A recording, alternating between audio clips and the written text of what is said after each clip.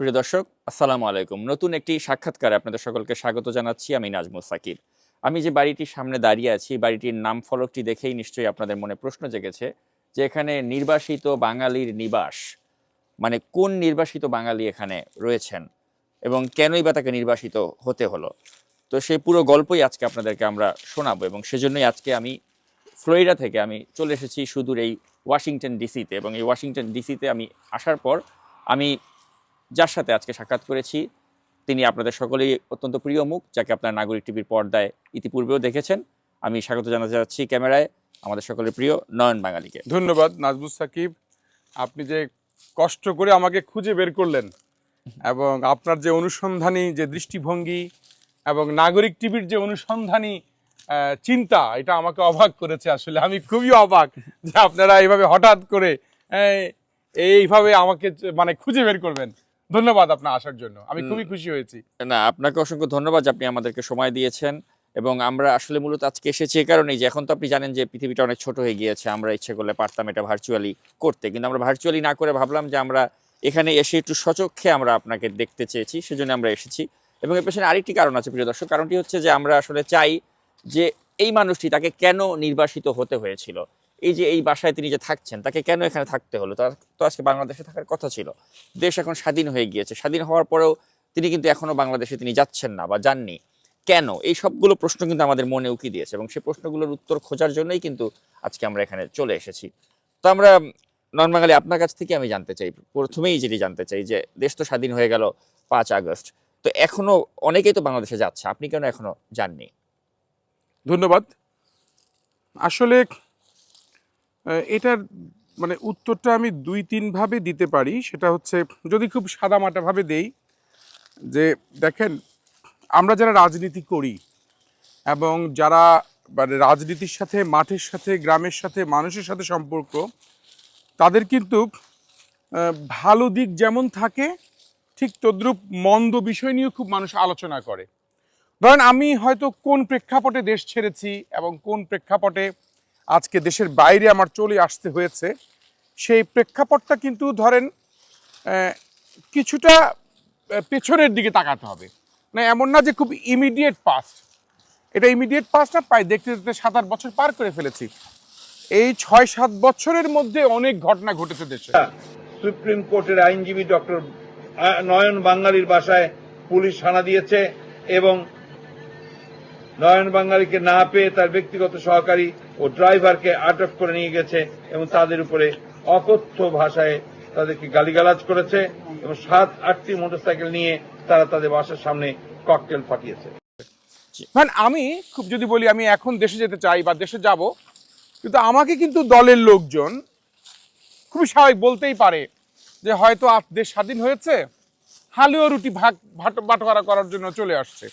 এই যে আমার যে আমিত্ব, কিংবা আসলে আমরা বসি, আমার এখানে, হ্যাঁ, আমার জি, আমরা বসে হ্যাঁ, বসে আমাদের যে এই যে ধরেন এটা কি বলে, নিজস্ব যে স্বকীয়তা, বা আমি যে আমার অবস্থানেই খুব সবল, সেটা ধরেন আপনি কিন্তু বাহির থেকে মানুষ বুঝবে না। মানুষ বাহির থেকে বুঝবে যে রাজনীতি করা মানেই হচ্ছে যে আপনি ওইখানে যাবেন, আপনি আপনার ক্ষমতা কিংবা দলের অস্তিত্বকে ব্যবহার করে আপনি কোনো দখলবাজি, ভাগ বাটোয়ারা, কোনো সুযোগ সুবিধা নিবেন। ধরেন আপনি মানুষ এদেশে রাজনীতির যে প্রেক্ষাপট, এমপি হতে চায়, কিন্তু আসলে সে একজন আইন প্রণেতা হিসেবে সে যে আইন তৈরি করবে সেই মানসিকতা নিয়ে সে এমপি হতে চায় না। সে এমপি হতে চায় ওই সমাজটাকে, ওই আসনটাকে শাসন করবে এবং শোষণ করবে। আচ্ছা, শাসন করে তার লাভটা কি? শাসন করে তার লাভটা হচ্ছে, সে ওই আসনে সে ধরেন তার স্কুল, কলেজ, মাদ্রাসা, তারপরে সেখানে ব্যবসা বাণিজ্য, সব কিছু তার নিয়ন্ত্রণে, তার যারা অনুসারী তাদের নিয়ন্ত্রণে। এইটি একটি মানে করে একটা অভ্যেসে পরিণত হয়েছে। মানে আমি যাব, আমি গেলে আমার যারা অনুসারী তারা প্রথমেই জিজ্ঞেস করবে যে ভাই, আমি এই বাস স্ট্যান্ডটা নিতে চাই, কারণ আগে আওয়ামী লীগ দখল করেছে, আমরা এখন করতে চাই। আমি যদি বলি না, এগুলো করা যাবে না, এগুলো করতে দেয়া যাবে না, তখন সে বলবে যে আপনি তো এই 6-7 বছর ছিলেন না, আমরা তো না খেয়েছিলাম, তা আপনি কিভাবে আপনি বলেন আমরা করব না? তখন আমি আসলে কি উত্তর দিব? যে ঠিক আছে, তার কি আমি অল্টারনেটিভ কোনো কিছু ডেভেলপ করেছি? আমি কি তার জন্য, এই ধরনের অনেক উত্তর কিন্তু আমি পাই না। আমি গেলেই চলে যেতে পারি, গিয়ে আবার সেই তাল মিলাতে পারি, সেই স্রোতে গা ভাসাতে পারি, নিজের অস্তিত্ব তৈরি করতে পারি। আবার আসলে সে রাজনীতি করার জন্য আমি রাজনীতি করি না। আমি একটু ভিন্নভাবে রাজনীতি করতে চাই, এবং ভিন্নভাবে রাজনীতি করতে চাই বলে আপনারা হয়তো হয়তো ভাবছেন যে আমি কেন এখনো মানে সেই লোকালয়ের মধ্যে না থেকে আমি একটু নির্জনে আছি। এবং নির্জনে থাকার পিছনে প্রথম কারণটাই কিন্তু এটা যে আমার কি আসলে আমি কোনো ধরনের ব্লেম নিতে চাই না, এবং আমার উপর নির্যাতন নিপীড়নের বিষয়গুলো যা আছে সেগুলোকে আবার আমি উপস্থাপন করতে চাই না আবার, কারণ অনেকের গুলো যাতে ঢাকা না পড়ে। কারণ আমার কোনো কিছু উপস্থাপনের কারণে যদি আমার অন্য অনুসারী শখানেক কর্মী বা শখানেক নেতাদেরও যদি তাদের দুঃখ দুর্দশা স্মৃতি যদি না বলতে পারি, তাহলে আমার স্মৃতির কোনো দাম নাই। অথবা এটা ধরতে পারেন একটি কারণ যে আমি কেন এখনো যাচ্ছি না। তবে যাওয়া উচিত দেশের স্বার্থে। আর দেশের স্বার্থে যাওয়ার জন্য আমি যে বলেছি না যে শোষণের যে চিন্তা, সেই চিন্তাটা মাথা থেকে যখন চলে যাবে, বা শাসন হওয়ার যে চিন্তা ভাবনা বা শাসক হওয়ার যে অভিপ্রায়, সেই অভিপ্রায়টা যখন আমার থাকবে না, যতক্ষণ পর্যন্ত আমি সেই লোভটাকে সংবরণ করতে পারবো, ততক্ষণ পর্যন্ত আমি মনে করি রাজনীতি একটু ভিন্নভাবে চিন্তা করার প্রয়োজন হয়েছে। তো এবার একটু আরেকটি প্রশ্ন আমি আসতে চাই যে আমরা দেখেছি যে আপনি ছাত্র রাজনীতি করতে পারতেন চাইলে, আপনি ছাত্র রাজনীতি না করে আপনি শ্রমিক রাজনীতির প্রতি আকৃষ্ট হলেন। তো এই শ্রমিক রাজনীতি করার পেছনের মানে তাগিদটা কি ছিল আপনার? না, এটা এটা তো অনেক পুরনো কথা আসলে।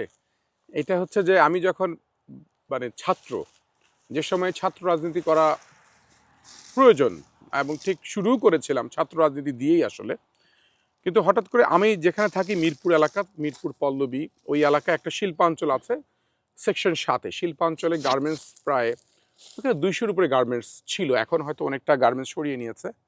তো সেখানে আমি দেখলাম যে শ্রমিকদের একটা অসন্তোষ। শ্রমিকদের অসন্তোষ বলতে শ্রমিকরা বেতন পাচ্ছে না নিয়মিত, শ্রমিকদের কোনো নিম্নতম মজুরির সেট আপ নাই, তারপরে শ্রমিকদের কোনো আইডি কার্ড নাই, শ্রমিকদের সোশ্যাল সেফটি নেট মানে এনশিওর করা নাই, শ্রমিকরা ভাড়া পায় না, কেউ ভাড়া দিতে চায় না, শ্রমিকরা কোনো গ্রোসারি থেকে গ্রোসারি কিনলে কোনো সুযোগও পায় না, কোনো তাদেরকে বরঞ্চ দূর দূর করা হয়।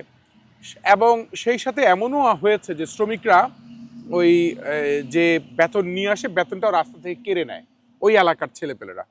এবং সবচেয়ে বড় জিনিস, আমি যাদের সাথে রাজনীতি করব প্ল্যান করেছি, যারা আমার ধরেন ছাত্র সংগঠনের যুব সংগঠন, এরা তো মানে আমাদেরই ভাই ব্রাদার বা এলাকার, ওদের মধ্যে একটা টেন্ডেন্সি কাজ করে যে ওই গার্মেন্টসগুলোর জুট ব্যবসা করবে, এবং জুট ব্যবসা করবে বলে তারা কি করে জুট ব্যবসা নিয়ন্ত্রণ করতে চায়। পরে দেখলাম যে এখানে মারাত্মক ধরনের শোষণ নির্যাতনের একটা বড় চিত্র রাজনৈতিকভাবে শুরু হয়েছে। তো আমি চিন্তা করলাম যে আমি যদি সেখানে শ্রমিকদের স্বার্থে কোনো একটি বেসিক কোনো রাজনীতি শুরু করি, আমি ভাবতাম যে ট্রেড ইউনিয়ন হচ্ছে একটা মৌলিক রাজনীতির ধরন।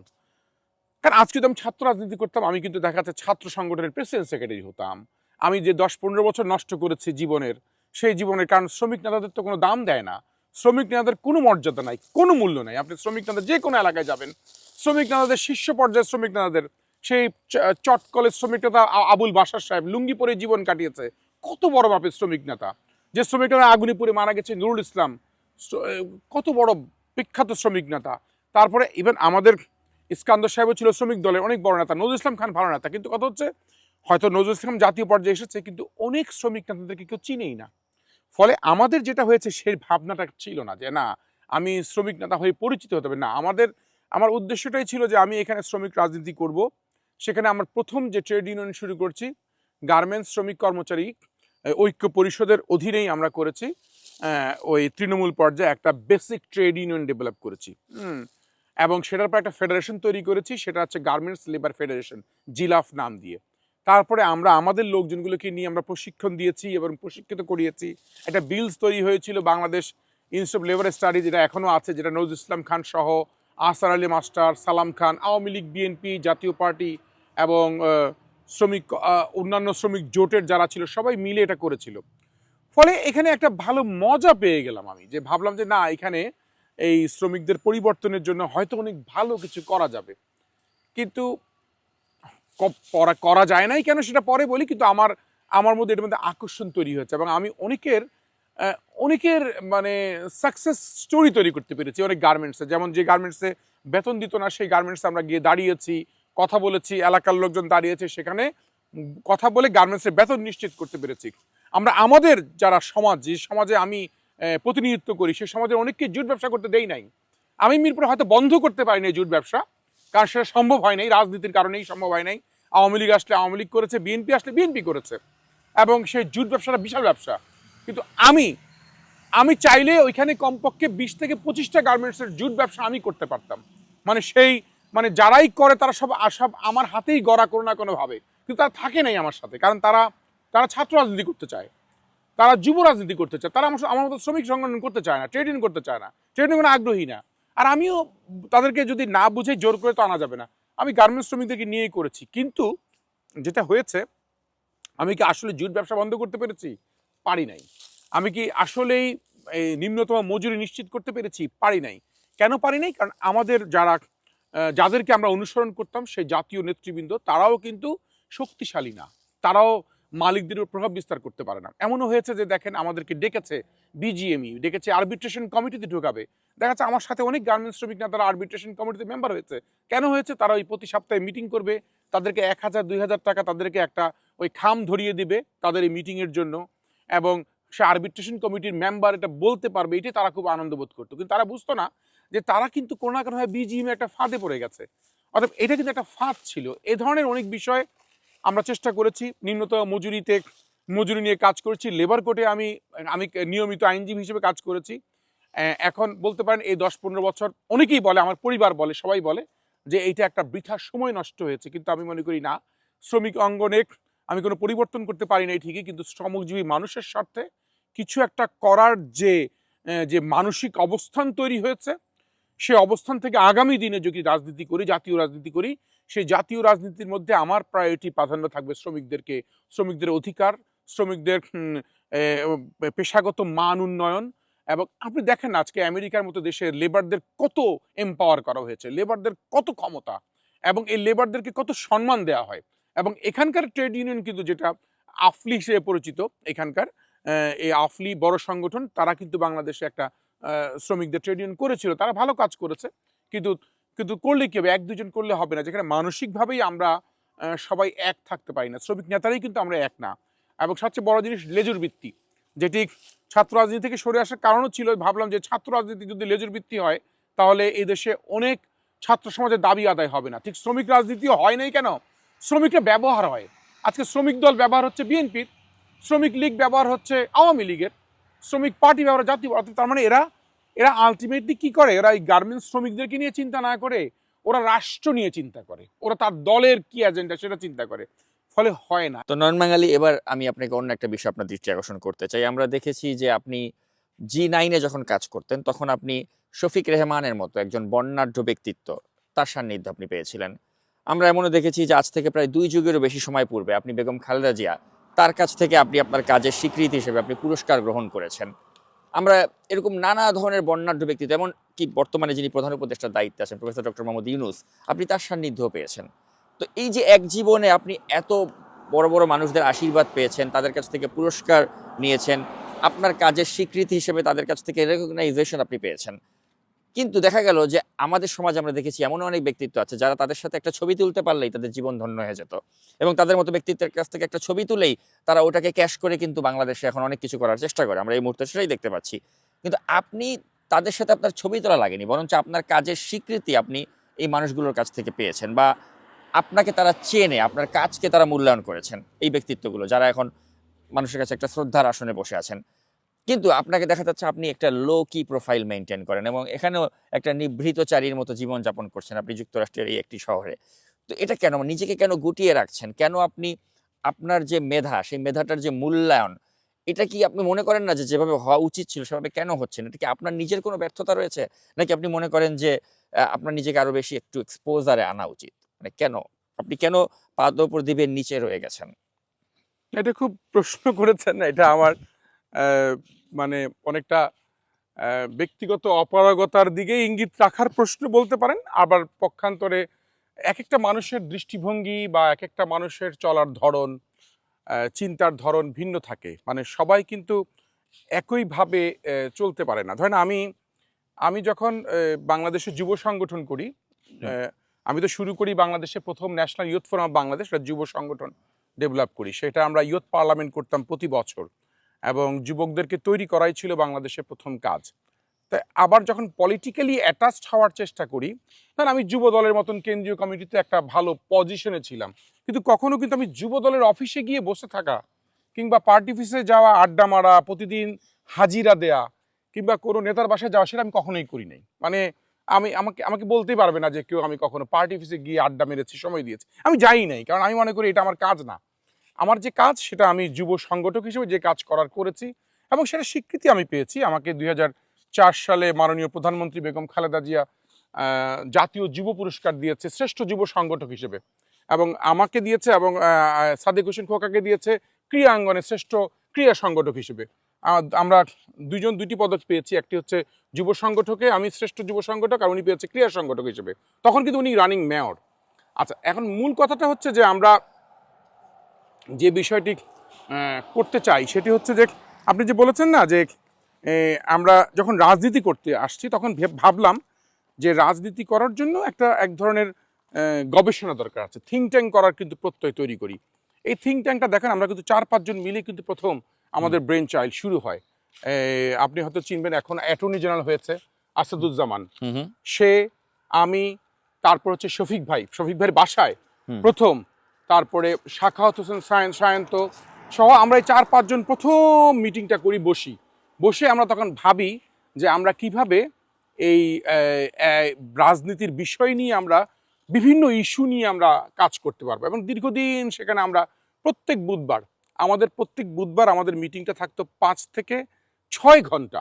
এটা মানে আপনি বলতে পারেন, মানে বলার বাইরে এ ধরনের মানে খুব গভীরে গিয়ে, এবং আমরা ডিবেট করতাম রীতিমতো। সেখানে আমাদের টিম মেম্বার প্রায়, আমরা হয়তো G9 বলি, G9 হচ্ছে গ্রুপ 2009, কিন্তু আমাদের সেই মিটিংয়ে ধরেন আসতো হচ্ছে গিয়ে বাংলাদেশের ধরেন পুলিশ ডিপার্টমেন্টে যে কাজ করে আসছে, ধরেন আইজিপি ছিল সাবেক, সেনাবাহিনীতে কাজ করে আসছে, সেনাবাহিনীর অভিজ্ঞতা আছে, প্রশাসনে কাজ করে আসছে, প্রশাসনের অভিজ্ঞতা আছে, তারপরে ধরেন মনে করেন চিকিৎসা বিজ্ঞানে তো আমরা এক সময় এক একটা ইস্যু নিয়ে আমরা কাজ করেছি।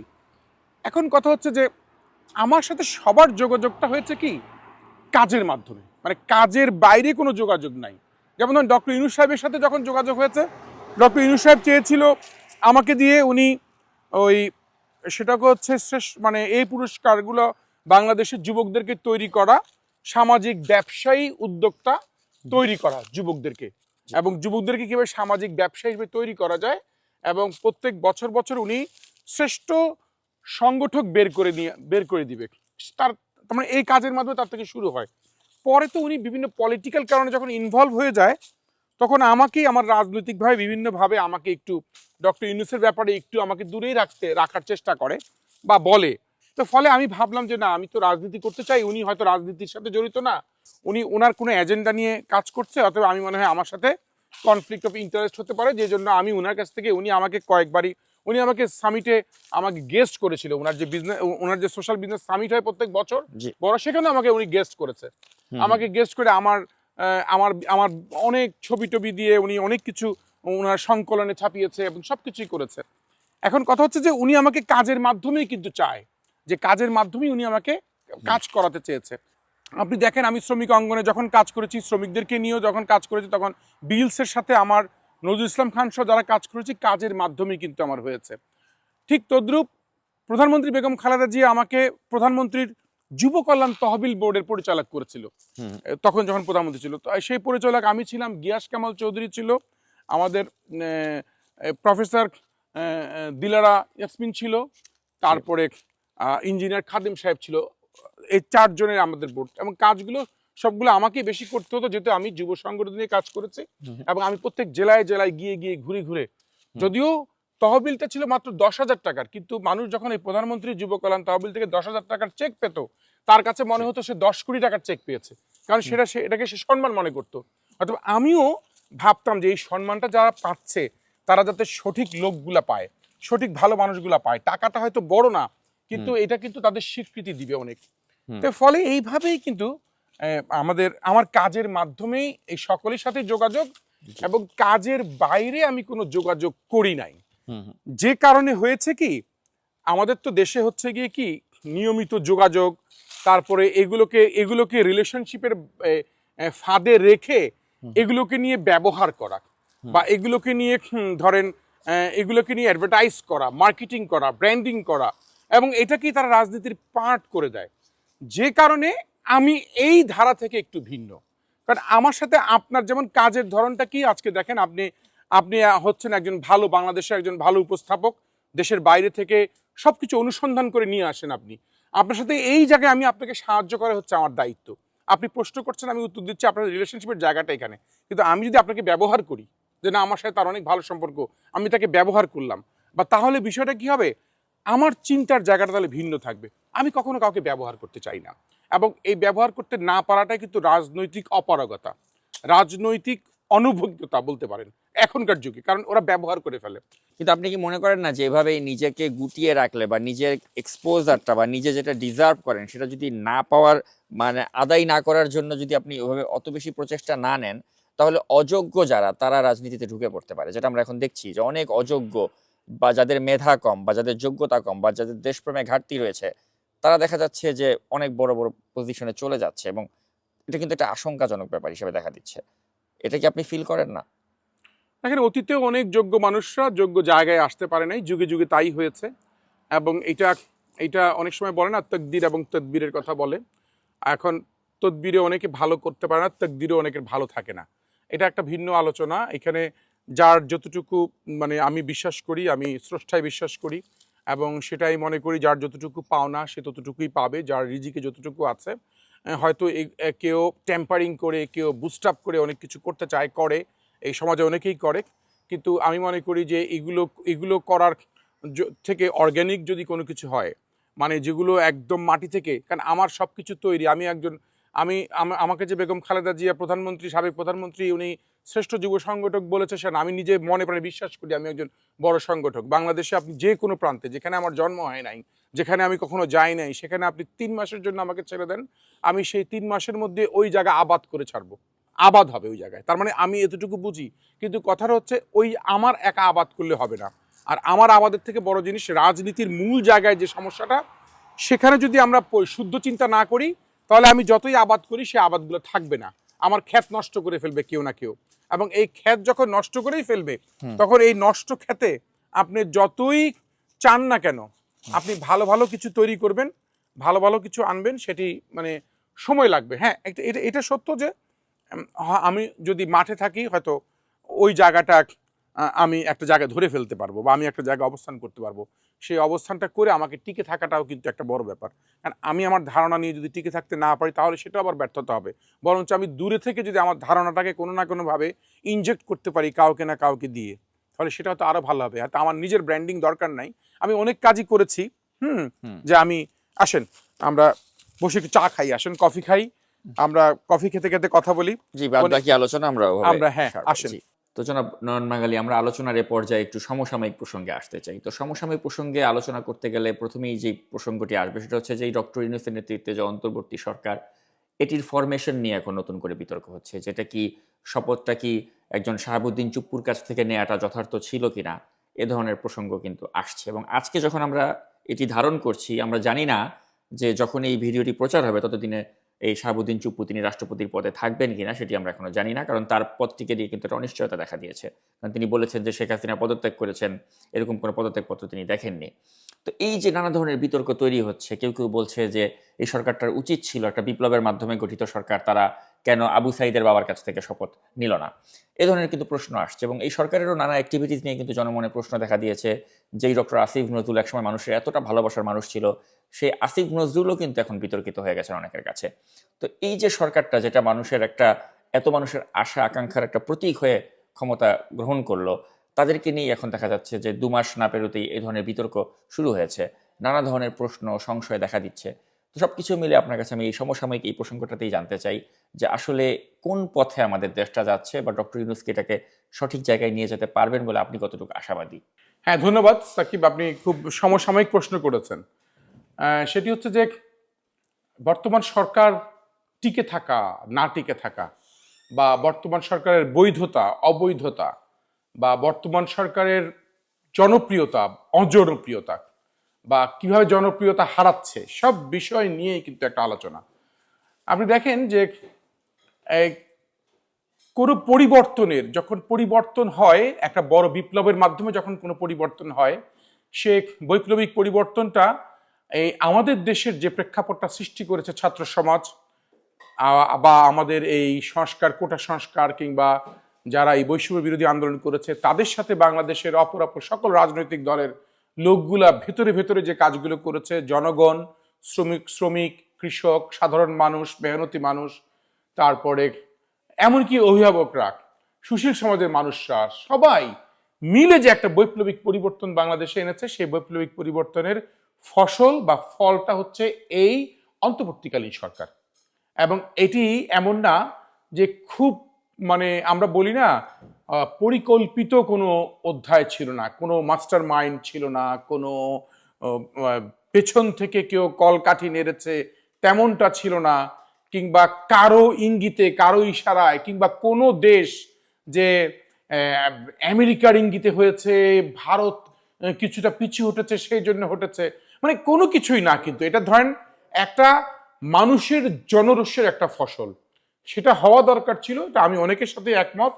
এটা একটা বিপ্লবী সরকার গঠন করা দরকার ছিল, যেখানে কোনো এই বর্তমান প্রেসিডেন্ট চুপ্পুর কোনো অস্তিত্ব থাকার কথা না, যেখানে এই বিপ্লবী সরকারটি যেটি অবয়বটা আস্তে আস্তে হওয়া দরকার ছিল জাতীয় সরকার, বিপ্লবী সরকার, বিপ্লবী জাতীয় সরকার, সকল রাজনৈতিক দলগুলোকে সম্পৃক্ত করে দীর্ঘ সময় নিয়ে, প্রয়োজন মধ্যে ৩-৪ বছর সময় নিয়ে এই একটি রাষ্ট্র কাঠামো, সংস্কার কাঠামো করার কথা ছিল। কিন্তু কোনো না কোনো কারণে একটু ব্যাকফুটে যায়। এই সরকার ভাবে যে আমরা অন্তর্বর্তীকালীন সরকার, তারা তাদেরকে অন্তর্বর্তীকালীন সরকার ভাবার পাশাপাশি নির্দলীয় সরকার ভাবার চিন্তা মাথায় আনে। কারণ ওই যে মাথায় যে সবসময় নির্দলীয় তত্ত্বাবধায়ক সরকারের একটা পোকা আমাদের মধ্যে আছে, কারণ আমাদের ভাবনা, আমাদের চিন্তাও তো ছিল তাই, তখন তারা অন্তর্বর্তীকে তারা ভাবার চেষ্টা করে যে নির্দলীয় সরকার আমরা। ফলে তারা অন্যান্য দলের লোকগুলোকে, যারা দীর্ঘ 16-17 বছর আন্দোলন করেছে, সেই 16-17 বছর আন্দোলন করা দলের লোকগুলোকে তারা চিন্তা করে যে তাদেরকে এখন দায়িত্ব দেওয়ার দরকার নেই, তারা পরে আসুক। ফলে এটা তারা নিজেরাই ক্ষতিগ্রস্ত হচ্ছে। তারা কিন্তু দীর্ঘমেয়াদী হওয়ার সুযোগ নাই, খুবই স্বাভাবিক। কিন্তু দীর্ঘমেয়াদী হওয়ার সুযোগ ছিল যে তারা যদি ধরেন বিএনপি থেকে আজকে 2 থেকে 3 জনকে মন্ত্রণালয় বিভিন্ন এই উপদেষ্টা অনেকগুলোকে নেওয়া হয়েছে, আপনি দেখেছেন, যাদের বয়স 80-র ঊর্ধ্বে, যারা দীর্ঘদিন কাজ করে আসছে, কাজ করতে করতে করতে হয়রান, তারা টায়ার্ড ব্যক্তি জীবনে, শারীরিকভাবে। হয়তো তাদের নামটা অনেক বড়, বিশাল ব্যক্তি, সব নামে অনেক বিরাট ব্যাপার, কিন্তু আসলে কাজ করার যে স্ট্যাবিলিটি, যে সক্ষমতা, যে ধৈর্য, যে পরিশ্রম, সেটি কিন্তু তাদের নাই। অতএব সেটি থাকার কথাও না, তার বয়সে আমি থাকলেও থাকবে না। অতএব তাদেরকে আমি দোষ দিচ্ছি না, দোষ দিচ্ছি হচ্ছে যে অ্যাক্টর, যে লিডিং দিচ্ছে, তাদেরকে চিন্তা করতে হবে যে আমরা আসলে এটাকে দীর্ঘমেয়াদী একটা জাতীয় সরকারের বলয় তৈরি করলে, যেহেতু পরবর্তীতে যে সরকারটি আসবে, বিএনপি তো তারা চাচ্ছে জাতীয় সরকার, তারাও তো বলেছে, তারপরে এখন জাতীয় সরকারটা যাতে আবার পরবর্তী দরকার নাই, পরবর্তীতে প্রয়োজন নির্বাচিত সরকারই হোক। না, আমি যতটুকু জানি যে তারেক রহমান তিনি চাচ্ছেন যে একটা ভোটের মাধ্যমে তারা নির্বাচিত হয়ে আসুক, ভোটের মাধ্যমে নির্বাচিত জাতীয় সরকারটা এই কনসেপ্টটা সেজন্য তিনি চাচ্ছিলেন, এরকম একটি কথা আমরা শুনেছি। হ্যাঁ, এবং দ্বিকক্ষ বিশিষ্ট তার 31 দফার অনেক বিষয় রয়েছে। এবং সেই সাথে আমি প্রসঙ্গটা যেহেতু আমরা করছি অন্তর্বর্তীকালীন সরকার নিয়ে, আমি মনে করি অন্তর্বর্তীকালীন সরকার তারা তাদের, আপনি সঠিক বলেছেন, তারা কিন্তু তাদের পপুলারিটি হারাচ্ছে বা হারিয়েছে ইতিমধ্যে। যে আসিফ নজরুলকে আমি নিজেও পছন্দ করতাম, সে আসিফ নজরুলকে 3 মাস আগে আমার পছন্দের যে জায়গায় উনি ছিল, আমাকে এমনি যদি নিজেকে নিজে প্রশ্ন করি আসিফ নজরুলকে আমি ততটা পছন্দ করি এখন, আসলে আমি বলবো আমি করি না। কেন করি না? আমি তার হয়তো কোনো কর্মকাণ্ডে আমি খুশি না, তার বিষয়ে, তার জায়গায় সে হয়তো ঠিকমতো পরিশ্রম করতে পারছে না, কাজ করতে পারছে না, কিংবা তার যতটুকু তাকে নিয়ে আমি এক্সপেক্ট করেছিলাম সে এক্সপেকটেশন পূরণ করে নাই, অথবা তার কোনো ভুল ভ্রান্তি হচ্ছে, যে কারণে শুধু আসিফ নজরুলের কথা না বলি, আমরা অনেকের প্রতি, কারণ আমার তো ডক্টর ইউনূস সাহেবের সাথে আমার ভালো সম্পর্ক ছিল এবং ওনাকে আমি খুব পছন্দও করতাম, কিন্তু এখন আমি যে করি না সেটা ইম্পর্টেন্ট না। উনি তো বাংলাদেশের একমাত্র ব্যক্তি, যে ব্যক্তি আনপ্যারালাল, যার সাথে অন্য কারো কোনো তুলনা আমি দিতে পারি না। তারপরেও কোথায় যেন আমার মনে হয় যেন উনি উনার কাছ থেকে আমার এক্সপেকটেশন হয়তো অনেক অনেক বেশি, এ কারণেও হতে পারে। কিন্তু এই অল্প সময়ের মধ্যে যে উনাদের প্রতি আমাদের অনেকটা ডিপেন্ডেন্সি কমে যাচ্ছে, সেটা আমি মনে হয় যেন ভুলই করছি কিনা, কারণ এটা ভুল হচ্ছে কিনা। কারণ ওনাদেরকে টিকিয়ে রাখতে হবে, কারণ এই বাংলাদেশের গণতন্ত্র যদি নিয়ে আসতে হয়, বাংলাদেশে যদি সঠিক নির্বাচন আনতে হয়, এই যে সংস্কার কমিশনগুলো উনি গঠন করেছে, আজকে ধরেন নির্বাচন কমিশন সংস্কার, তারপরে বিভিন্ন যে সংস্কার কমিশনগুলো, সব কমিশনগুলো কিন্তু বাস্তবসম্মত হচ্ছে। এবং উনি কিন্তু সব কমিশনগুলোই কিন্তু তাদেরকে ডিসেন্ট্রালাইজ করে দিয়েছে তার দায়িত্ব, এমন না উনি কুক্ষিগত করে রেখেছে, উনি তাদের প্রত্যেককে দায়িত্ব আলাদা আলাদা ভাগ করে দিয়েছে। অতএব সেখানে আমার মনে হচ্ছে যে উনি যে পর্যায়ে এখন উনার আগানো উচিত, যে গতিধারায়, সে গতিধারায় উনার প্রতি মানুষের এক্সপেকটেশনটাকে নিয়ে সবসময় ওনার ভাবতে হবে, কারণ উনার প্রতি মানুষের আশা কিন্তু অনেক বেশি। অতএব যদি আশা বেশি থাকে, মানুষ আশাহত হয়, এবং আশাহত হয়ে যাচ্ছে ইতিমধ্যে, এবং সেটি কিন্তু বড় ধরনের। আর সবচেয়ে বড় ভুল উনার হচ্ছে, যেটি আমি বারবার বলতে চাই, সেটি হচ্ছে একটি ব্যুরোক্রেসি নির্ভর হয়ে যাচ্ছে, মানে আমলাতান্ত্রিক একটি রাষ্ট্র কাঠামো ব্যবস্থা হয়ে যাচ্ছে ডে বাই ডে, প্রতিদিন। এবং আমলাতন্ত্রের বলয়ে এমনভাবে উনি আবদ্ধ হয়ে যাচ্ছে। আপনি দেখেন স্থানীয় সরকার যে সকল জায়গায় রয়েছে, সবগুলোতে এখন প্রশাসক বসিয়ে দেওয়া হয়েছে। তার মানে স্থানীয় সরকার রাজনীতিবিদদের জায়গাতেও এখন আমলাদের জায়গায়ও আমলা, রাজনীতিবিদদের জায়গায় আমলা, তার মানে পুরোটাই এখন আমলা দিয়ে ঢাকা এদেশের ব্যবস্থা। এবং সেটা বিশ্বাস করা বড় কঠিন। এই আমলাদেরকে বিশ্বাস করা অনেক বেশি দুষ্কর, এবং তারা অনেক বড় ধরনের ক্ষতি তাকেও করবে, আমাদের দেশকেও করবে, এবং রাজনৈতিক দলগুলোকেও করবে। তো প্রিয় দর্শক, আমরা কথা বলতে বলতে আজকে এই সাক্ষাৎকারের আমরা একদম শেষ প্রান্তে চলে এসেছি। তো শেষ করার আগে আমি নন বাঙালি আপনার কাছে যেটা জানতে চাই যে আপনি যে দলটাকে ওন করেন, সেই বিএনপি, এবং আপনি মনে প্রাণে চান যে আগামী দিনে রাষ্ট্র ক্ষমতায় একটা পরিবর্তন এনে বিএনপি এমন কিছু কাজ করুক যাতে জনগণের তারা ভালোবাসায় সিক্ত হতে পারে, এটা আপনি মনে প্রাণে প্রত্যাশা করেন। কিন্তু দেখা যাচ্ছে যে যেই দলটিকে আপনি এত ভালোবাসেন, সেই দল কিন্তু দেখা যাচ্ছে যে এই অন্তর্বর্তী সরকার গঠনের পর থেকে আমরা দেখতে পাচ্ছি যে বিএনপির নাম ভাঙিয়ে কিন্তু এখন চাঁদাবাজি হচ্ছে, বিএনপির নাম ভাঙিয়ে কিন্তু লুটপাট হচ্ছে, এবং অনেকেই কিন্তু এতে আশঙ্কা করছে যে বিএনপি কি তাহলে ওই আওয়ামী লীগের মতোই একটা দৃষ্টান্ত রাখতে যাচ্ছে, ক্ষমতায় আসার আগেই তারা এ ধরনের কর্মকাণ্ডে লিপ্ত হয়ে যাচ্ছে। এ ধরনের প্রশ্ন কিন্তু মনে আসছে অনেকের।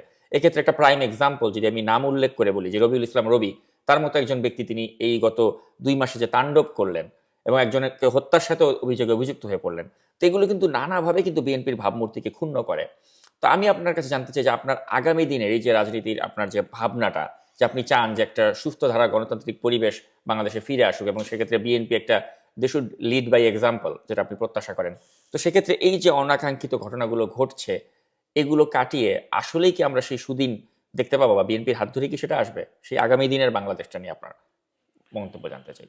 ধন্যবাদ, খুবই গুরুত্বপূর্ণ একটি প্রশ্ন, এবং এটিই কিন্তু মূল ভাবনার জায়গা। এবং আপনি এতক্ষণ ধরে যা আলোচনা করেছেন, সে একদম কনক্লুশন এমন একটি জায়গায় এসেছেন যে যেখানে আমি আমার ভাবনার সাথে আমার রাজনীতির সাথে আমার চিন্তা, এবং চিন্তার সাথে বর্তমান বিএনপি, সব কিছু মিলিয়ে আমরা একটা মানে একটা অ্যানালিটিক্যাল একটা ডিসকাশন করতে পারি। সেটা ধরেন, এখন একটা গোত্র যারা শোষণ করেছে সমাজে, লুটপাট করেছে, দখল করেছে, সেই লোকগুলো সব চলে গেছে। ধরেন একটা মসজিদের ইমাম সাহেবই চলে গেছে, এখন ওই মসজিদে কাউকে না কাউকে তো গিয়ে ইমামতি করতে হবে এখন। অতএব আপনি যদি ওই ইমামের পরিবর্তে, আপনি যদি ইমাম যেহেতু নাই, আপনি যদি বসে থাকে নামাজ না পড়ান, এখন ইমাম যে আসবে তাকে যদি বলেন আপনি দখল করেছেন সেই ইমাম, তাহলে আপনি তো তাকে অন্য ব্যাখ্যা দিতে পারছেন যে হ্যাঁ, সে দখল করে আরেকজন ইমাম এসেছে, আরেকজন ইমামকে বের করে দিয়েছে। অতএব তার মানে দখলদারিত্ব বোঝানো হচ্ছে। এ ধরনের একটা মার্কেটে তদ্রুপ মার্কেট কমিটি নাই, মার্কেটে কোনো নিরাপত্তা নাই, মার্কেটে যারা আগে সবসময় বসতো, নিরাপত্তা দিত, তাদের একটা গ্রুপ নাই। তাই ফলে ওই মার্কেটগুলোতে কাউকে না কাউকে আসতে হচ্ছে। এখন এটা এখন দৃষ্টিভঙ্গির ব্যাপার। আমরা তো এখন ওই অল্পতেই ভয় পাই, অল্পতেই চিন্তা করি, যেহেতু আমাদের মুখ পুড়েছে বারবার। এখন এই পোড়া মুখে আমরা অনেক সময় অনেক ভালো ভালো কথা বললেও সেটি বিশ্বাস করবে না। আমিও যদি বলি যে না, আমি খুব ধোয়া তুলসী পাতা, আমাকে দায়িত্ব দেন, কিন্তু আমি সেই জায়গায় গিয়ে, যে যায় লঙ্কায় সেই হয় রাবণ, অথবা আমি সেই জায়গায় গিয়ে সেই অবস্থায় যদি করি, তাহলে সেটি কিন্তু পরিবর্তন আর আসবে না। এখন বিএনপির প্রশ্ন হচ্ছে, দেখেন বিএনপি তো একটি বৃহৎ রাজনৈতিক দল, এখানে প্রচুর লক্ষ লক্ষ মানুষ শোষিত হয়েছে, নির্যাতিত হয়েছে, নিপীড়িত হয়েছে, বাট এরা কিন্তু সবাই ক্ষুধার্ত, এতে কোনো ভুল নাই। এখন অনেকেই দেখবেন লেখে যে ক্ষুধার্ত মানুষদের রাজনীতি করা দরকার না। যারা রাজনীতি করে এখন ক্ষুধার্ত বলতে তার চাকরি নাই, তার ঘর সংসার হারিয়েছে, অনেক কিছু। এখন সে চায় আসলে ভাবলো একটা সুযোগ পেয়েছি, কিছু একটা করি। এখন এই করার ধরনটা কিন্তু ভিন্ন ভিন্নভাবে ব্যাখ্যা করা হচ্ছে সমাজে। এদের তো অল্টারনেটিভ কোনো কিছু করা হয় নাই। এবং সেই সাথে এত বড় রাজনৈতিক দলে কিন্তু অনেক বড় গ্রুপিং কাজ করে, একদম এটা ওপেন সিক্রেট, সবাই জানে। প্রত্যেকটি অঙ্গ সংগঠনে, প্রত্যেকটি স্থানীয় পর্যায়ে, থানা পর্যায়ে, ওয়ার্ড পর্যায়ে, জেলা পর্যায়ে দেখবেন একটা দলের মধ্যে 4-5টা ভাগ, সবাই সবার প্রতিদ্বন্দ্বী। একজন একজনের বিরুদ্ধে বিচার দিচ্ছে, একজন একজনের বিরুদ্ধে বিচার দিচ্ছে, একজন বলছে ও চুরি করছে, ও বলছে চুরি করছে, আলটিমেটলি পুরো দলটাই ক্ষতিগ্রস্ত হচ্ছে। আমরা নিজেরা নিজেদেরকে চোর বলে বলেই কিন্তু চোর বানাচ্ছি, আমার নিজেরাই নিজেদেরকে দখলদার বলে বলে কিন্তু দখলদার বানাচ্ছি। এটা একটা বিষয় হচ্ছে। তার মানে এখানে একটা গ্রুপিং বিষয় হচ্ছে। তার মানে আমাকে তাহলে সমাধান করতে হবে এই ভুকালাঙ্গা মানুষ, নিপীড়িত মানুষ, এই ক্ষুধার্ত মানুষ যারা দীর্ঘদিন কষ্ট করে রাজনীতি করেছে, তাদের কিন্তু অধিকার আছে খাবার নেয়ার। অধিকার কি লুটপাটের মাধ্যমে না, অধিকার কি দখলের মাধ্যমে না। সেটার জন্য আমাদের এমন একটি প্রক্রিয়া করতে হবে। আমি চায়না গিয়েছিলাম, চায়না আমরা গিয়েছিলাম প্রায় 10 জন, আমাদের বেগম খালেদা জিয়া পাঠিয়েছিল 10 জনকে, 10 জনের একটা টিম চায়নার রাজনীতি সম্পর্কে বুঝে আসার জন্য। আমি গিয়েছিলাম, ব্যারিস্টার নাসির উদ্দিন অসীম গিয়েছিল, আমাদের গিয়েছিল শামা ওবায়দ গিয়েছিল, আমাদের ব্যারিস্টার রুমিন ফারহানা গিয়েছিল, তারপরে আমাদের হাইবুন নবী সোহেল ভাই যাওয়ার কথা ছিল কিন্তু সে যেতে পারে নাই, তার তখন মামলার ঝামেলা ছিল প্রচুর। এবং এইভাবে আমরা প্রায় গোটা 10 মানুষ আমরা গিয়েছিলাম, মাহমুদ হাইবা সহ। তো আমাদের সবাই কিন্তু আমরা দেখে আসছি যে চায়না এই যে সোশ্যালিস্ট পার্টিগুলো, তারা এমনকি এমন শহরেও গিয়ে দেখেছি সমবায় ভিত্তিক, তাদের দলের লোকরাই সমবায় সমিতির মাধ্যমে তারা তাদের সব কিন্তু অর্থনৈতিক কার্যক্রম, প্রতিটি জিনিস কিন্তু তারা অর্থনীতিকে প্রাধান্য দিয়ে, তারা প্রত্যেকটি দলের লোকজনগুলো কিভাবে অর্থনৈতিকভাবে সমৃদ্ধ হবে এবং সে পাশের আরেকজন লোককে সমৃদ্ধ করবে। মানে একটা ইন্ডাস্ট্রিয়াল রেভলিউশন করেছে রাজনৈতিকভাবেই, দলীয়ভাবেই। এখন একচাটিয়ে তারা অবস্থান করতেছে। ধরেন আমরা যদি অর্থনৈতিকভাবে সমৃদ্ধ করার চিন্তা, এই যে ছোট ছোট SME, small and medium enterprise সেক্টরটা চিন্তা করতে পারি। আমরা যেমন সবসময় বলি ইউথ এম্পাওয়ারমেন্টের কথা, ইউথ এম্পাওয়ারমেন্ট বলতে ইউথ এন্টারপ্রেনিয়রশিপ বোঝায় অনেকটা। এন্টারপ্রেনিয়রশিপ যদি ডেভেলপ করতে পারি, এটা যে পার্ট অফ পলিটিক্স, তাহলে কি হবে, এইখানে এই ক্ষুধার্ত মানুষগুলো এই দখলের রাজত্ব করবে না, তারাই বরঞ্চ এই দখলগুলো দূর করতে পারে, করে এগুলো কাজ করতে পারবে। এটা তো একটা। ধরেন আর একটা সমস্যা যে একজন একজনকে চোর বলছে, সেটা হচ্ছে গ্রুপিংটা হচ্ছে কেন? ক্ষমতার জন্য, পদের জন্য, এমপি হওয়ার জন্য, কারো উপজেলার চেয়ারম্যান হওয়ার জন্য, পুরো এগুলোকে আবার ভিন্নভাবে ভাগ করতে হবে। আমরা এই নাগরিক টিভিরই একটা রাষ্ট্র সংস্কারের ভাবনায় আমরা টিটু ভাইয়ের সাথে কথা বলছিলাম, যে উনি বলছিল যে হ্যাঁ আমরা কি টপ ডাউন করতে পারি কিনা, না টপ ডাউন না করে ডাউন টপ করতে পারি কিনা, নিচে থেকে একদম প্রাইমারি সিলেকশন করলাম, যে এই এলাকায় এমপি ইলেকশন করবে, যে প্রথমে সে প্রাইমারি সিলেক্টেড হয়ে আসবে, তারপরে কেন্দ্রে তার নাম যাবে, সে তার প্রার্থী হবে। এটা একটা ভালো পয়েন্ট। সেই সাথে যদি আমরা এমনও করতে পারি যে আমরা এই প্রাইমারি সিলেকশন প্রক্রিয়াটা তো অনেক সময় হয় না কেন ভালো এইসব দলে, ধরেন আপনি ওই একটা উপজেলার প্রেসিডেন্ট, ফলে আপনি কি করেন, এই উপজেলার প্রেসিডেন্ট হয়ে সব নিচে যত লোকজন আছে আপনার লোকগুলোকেই সেট করেন। ধরেন আপনার ছাত্র দলও আপনি সাজান, যুব দলও সাজান, স্বেচ্ছাসেবক দলও সাজাচ্ছেন, এবং আপনার সব কমিটিতে আপনার লোক, আর পক্ষান্তরে যে লোকটি আপনার বিরুদ্ধে তার সব লোকগুলোকে আপনি সাইজ করে দিচ্ছেন, তার কোথাও কোনো লোক নেই। অর্থাৎ প্রাইমারি হলে কিন্তু আবার আপনি জিতবেন, কারণ সব তো আপনার লোক, ভোট তো আপনাকেই দিবে। অর্থাৎ সেখানে সে তো বঞ্চিত হচ্ছে, কারণ সেখানে কিন্তু এই পদ ডিস্ট্রিবিউশনের ক্ষেত্রে বড় ধরনের একটা ভ্রান্তি রয়েছে। অর্থাৎ এগুলোকে মাথায় রেখে যদি দল এখন ছোট্ট একটা অল্টারনেটিভ একটা প্রক্রিয়া বলে দেয়, ধরেন কালকেই বলে দিল যে ঠিক আছে আমি তোমার উপজেলায় 4 জন শ্রেষ্ঠ লিডার তৈরি করবো, 4 জন লিডার, একজন এমপি ইলেকশন করবে, একজন উপজেলার চেয়ারম্যান হবে, একজন ওই উপজেলার বিএনপির প্রেসিডেন্ট হবে বা উপজেলা বিএনপি সবচেয়ে বড় দায়িত্ব পাবে, আর একজন সরকারি কোনো একটা বড় জায়গায় আমরা তাকে বসাবো।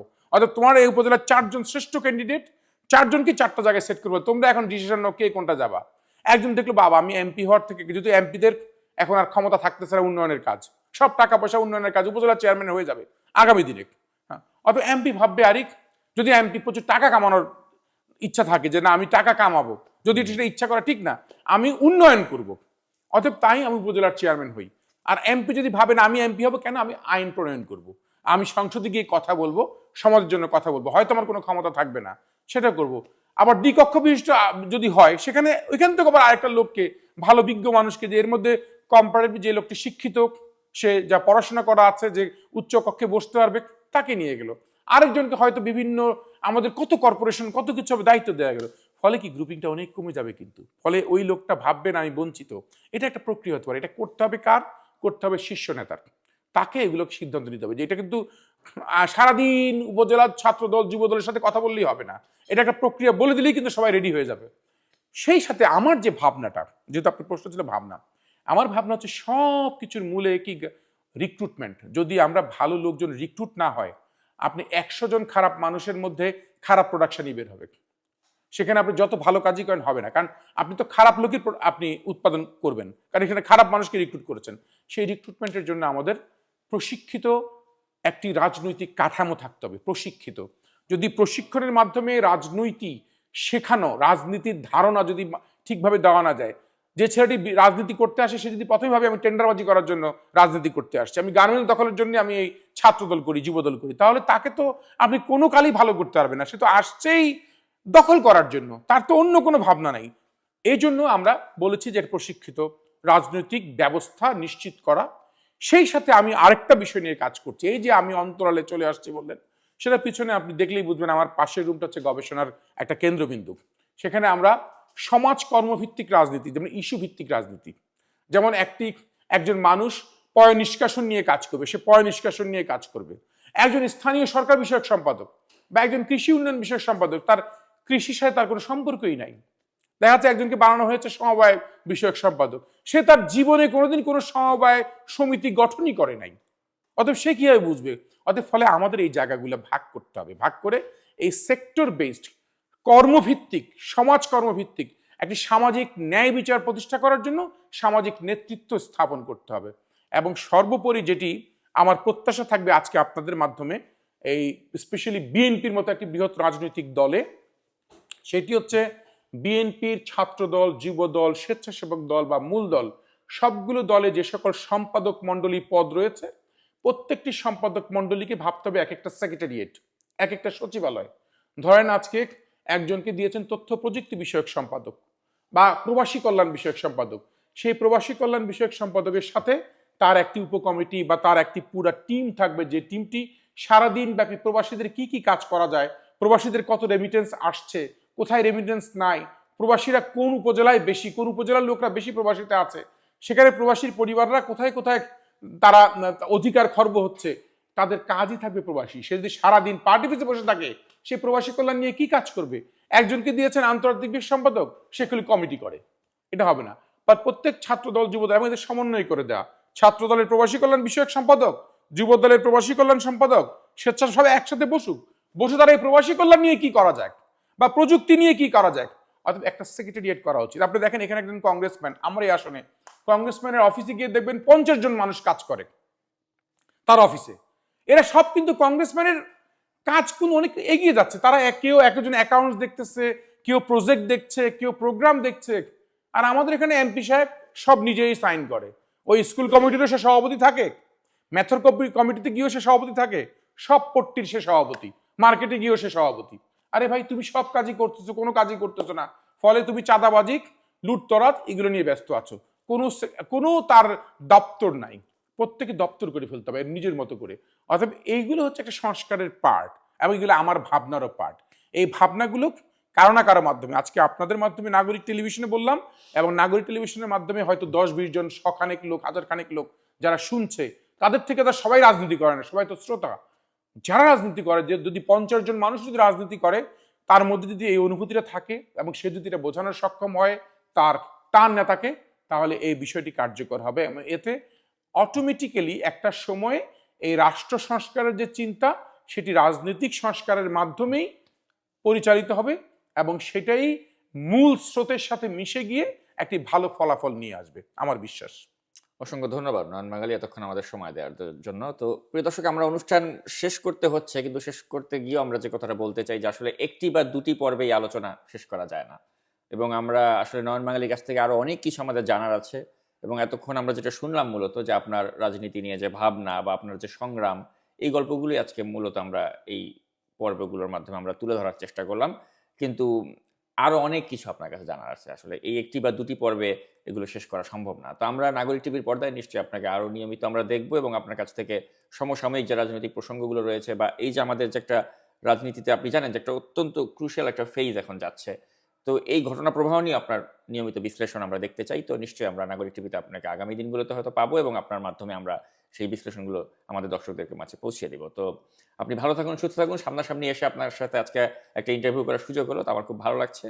তো নিশ্চয়ই আগামী দিনগুলোতে আপনার সাথে আমাদের এই কথাবার্তা জারি থাকবে, এই প্রত্যাশা ব্যক্ত করছি। ধন্যবাদ নাগরিক টিভিকে এবং ধন্যবাদ নাগরিক টিভির এই টিমকে যারা এখানে চলে এসেছেন সাক্ষাৎ নেওয়ার জন্য, এবং আশা করছি যে নাগরিক টিভির দর্শকদের ভালো লাগবে এবং আমাদের এই সংগ্রামী জীবনগুলো, আমাদের রাজনৈতিক ভাবনাগুলো কোনো না কোনো সময় ভালো কাজে দিবে ইনশাল্লাহ, এবং আমরা দেশে গিয়ে দেশের স্বার্থে কাজ করার সুযোগ পাবো। ধন্যবাদ সবাইকে। তো প্রিয় দর্শক, এতক্ষণ আমরা কথা বলছিলাম নির্বাসিত মানবাধিকার কর্মী, সমাজ কল্যাণ কর্মী নয়ন বাঙালির সাথে, এবং তিনি তার ভাবনাগুলো এবং তার যে রাজনৈতিক যে দীর্ঘ পথ পরিক্রমা, যে তার সংগ্রাম, এই সংগ্রামের গল্পগুলো আমাদের কাছে তুলে ধরলেন। তো আমরা আগামী দিনগুলোতে এই আলাপ আলোচনাগুলো তার সাথে জারি রাখবো নাগরিক টিভির পর্দায়, এই প্রত্যাশা ব্যক্ত করে এবং এতক্ষণ আমাদের সাথে থাকার জন্য অসংখ্য ধন্যবাদ জানিয়ে আজকের মতো বিদায় নিচ্ছি। আল্লাহ হাফেজ। ইমোশনাল এই জন্যে যে আজকে এই নয়ন বাঙালির প্রতিষ্ঠিত ইউথ ফোরামের অনুষ্ঠানে আমি আসতে পেরেছি দীর্ঘদিন পরে। এই প্রতিষ্ঠানের সঙ্গে আমার সম্পর্ক বহু পুরনো। 2005 সালে সম্ভবত এটা প্রতিষ্ঠিত হয়, তখন থেকেই এই প্রতিষ্ঠানের সঙ্গে আমার সম্পর্ক। এবং একজন অসাধারণ মেধাবী, যোগ্য, টকবক একজন তরুণ নয়ন বাঙালি, যে ওই নামেই পরিচিত, সে এই প্রতিষ্ঠানটি শুরু করে। কিছু উদ্যোগী তরুণদের নিয়ে বাংলাদেশের তরুণদেরকে বদলে দেওয়ার একটা স্বপ্ন নিয়ে সেই প্রতিষ্ঠানটি শুরু করে। আমি সবসময় চেষ্টা করেছি তার সঙ্গে থাকার। আমি যেটা লক্ষ্য করেছি যে অত্যন্ত সৃজনশীল, মেধাবী একজন মানুষ, যদি সহযোগিতা পায় তাহলে সে অনেক কিছু করতে পারবে। চেষ্টা করেছে, অনেক দূর এগিয়েছিল, কিন্তু দুর্ভাগ্যজনকভাবে এই ফ্যাসিবাদী সরকার, আওয়ামী লীগের সরকার, হাসিনার সরকার, তারা তো এখানে কোনো কিছুই সৃষ্টিশীল করতে চায়নি। তারা এই প্রতিষ্ঠানটিকে সেই নজরে দেখে এবং সে প্রতিষ্ঠানটিকে আক্রমণ করে এবং বিশেষ করে নয়ন বাঙালি এবং তার পরিবারের উপরে অকথ্য নির্যাতন শুরু করে। নয়ন বাঙালিকে ধরে নিয়ে গিয়ে একটা সভা ছিল, সেই সভা থেকে ধরে নিয়ে গিয়ে পিটিয়ে তার হাত ভেঙে দেয়, তার বাড়িতে আক্রমণ করে। তার মা একজন জনপ্রতিনিধি ছিলেন, তাদের বাড়িতে বারবার আক্রমণ করে, তার স্ত্রীকে অপমান করে। এরপরে সে যেটা বলেছে, তার স্ত্রী যে কিছুদিন পালিয়ে থাকার পরে সে বিদেশে চলে যায়। আমি আজকে নয়ন বাঙালিকে আন্তরিকভাবে এই ফোরাম থেকে, এই প্ল্যাটফর্ম থেকে তাকে আন্তরিক কৃতজ্ঞতা, ধন্যবাদ জানাই এবং তার সাহসের প্রতি আমি আবারও তাকে অভিনন্দন জানাই। আমি আশা করব যে সে অল্প কিছুদিনের মধ্যে আবার দেশে ফিরে আসবে, এসে এখানে এই প্রতিষ্ঠানটিকে আরো সংগঠিত করবে। সংগ্রাম, যে নয়ন বাঙালি অ্যাডভোকেট, লয়ার, হাত ভেঙে দিয়েছে, তারা ক্রসফায়ার লিস্টে অনেকেই জীবন দিয়েছে। এই জুলাই আগস্টের আন্দোলন কিন্তু 16 বছরের ত্যাগটির দিকে বাদ দিয়ে কিন্তু বিচ্ছিন্ন কোনো ঘটনা নয়। জুলাই আগস্টের আন্দোলন কিন্তু ওটারই বহিঃপ্রকাশ। 18 কোটি মানুষ সমর্থন দিয়েছিল আন্দোলনকে, ছাত্রদেরকে। ত্যাগ করেছি। আমাদের আজকের অনুষ্ঠানের প্রধান অতিথি মির্জা ফখরুল স্যার, উনিও ভালো মতোই অবগত আছেন। আমরা দেশ ছাড়ার সময় কমপক্ষে 2 বছর আমরা বাসায় থাকতে পারিনি। আমি, আমার হাজবেন্ড, আমার বাচ্চাদেরকে নিয়ে আমরা বিভিন্ন আত্মীয় স্বজনের বাসায়, কখনো সাভার, কখনো চিটাগং, কখনো গাজীপুর, কখনো খুলনা, কখনো রাজশাহী, এভাবে চোরের মতো পালিয়ে বেরিয়েছি। আমার হাজবেন্ড আহত ছিলেন, ওনার একটা হাত ভেঙে অলমোস্ট পঙ্গু করে দেয়া হয়েছিল। অসংখ্যবার পুলিশ তাকে তুলে নিয়ে গেছে এবং সরকার তাদের পেটোয়া বাহিনী দিয়ে অসংখ্যবার তাকে অত্যাচার করেছে। আর এক্সট্রা জুডিশিয়াল কিলিং এর লিস্টে তার আসলে মানে his name was there in that